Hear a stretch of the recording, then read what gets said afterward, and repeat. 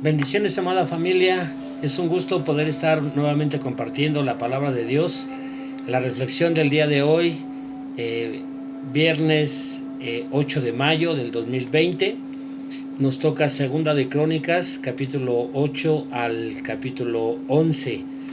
Y a mí me llamó la atención en esta parte, en estos capítulos de la palabra de Dios, que Salomón termina ya el templo, pero hace una descripción de algunas cosas que se estuvieron haciendo durante la construcción del templo. Una de ellas, en el capítulo 8, versículo 12, dice: entonces ofreció Salomón holocaustos a Jehová sobre el altar de Jehová que él había edificado delante del pórtico. Aquí Salomón hace holocaustos mientras se construye el templo. No hace holocaustos, ¿verdad? Después de la construcción del templo, eso está en otro pasaje. Pero aquí me llama la atención que él hace holocaustos para que el templo se pueda construir. Es decir, para que haya fuerza espiritual y se pueda edificar un templo a Dios, tiene que haber esa alabanza, ese sacrificio, esa rendición a Dios. Y es entonces como puede llevarse a cabo la construcción de un templo. El templo de nuestro corazón. Tiene que haber alabanza, tiene que haber sacrificio, tiene que haber agradecimiento, tiene que haber arrepentimiento y pedir perdón en ese altar para que se construya un templo para el Espíritu Santo.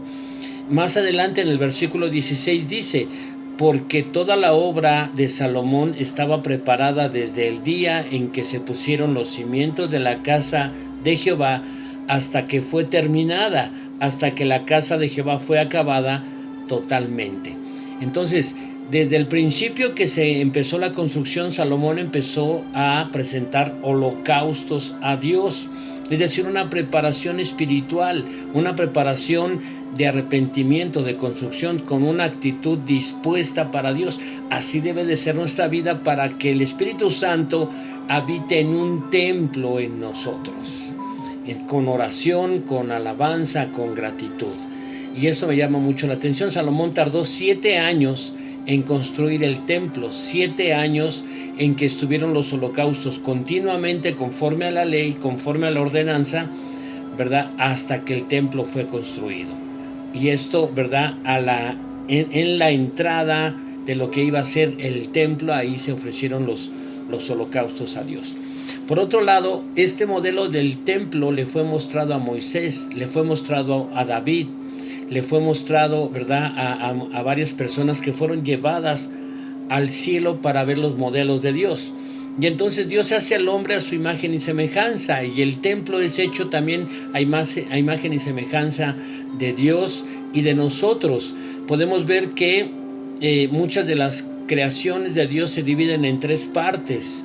El templo se dividía en 3 partes: en el atrio, el lugar santo y el lugar santísimo. Así también el hombre, la humanidad, se divide en 3 partes: en lo que es el cuerpo, el alma y el espíritu.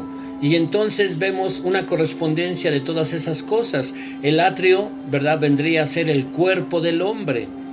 El lugar santo viene a ser el alma, y el lugar santísimo viene a ser el espíritu del hombre. Y a su vez estas partes se dividen en 3 partes también. El cuerpo, ¿verdad?, está formado de sangre, carne y huesos. El lugar santo, ¿verdad?, el alma, está formado de las emociones, intelecto y voluntad. Y el espíritu está formado también de 3 partes: la intuición, que es donde percibimos lo espiritual, el discernimiento; la conciencia, que es lo que nos permite diferenciar entre lo bueno y lo malo; y la comunión, que es el lugar donde habita el Espíritu Santo de Dios. Entonces, ¿verdad?, vemos que el modelo de Dios lo tenemos en nosotros, y así como Salomón construyó el templo, nosotros necesitamos construir un lugar para que habite el Espíritu Santo de Dios en nuestro interior. Amén. Que Dios te bendiga. Esta es la palabra de Dios, la reflexión de hoy. Que Dios te bendiga mucho, que Dios te guarde. Dios sea con cada uno de ustedes. Les amamos. Un abrazo cordial. Hasta la próxima.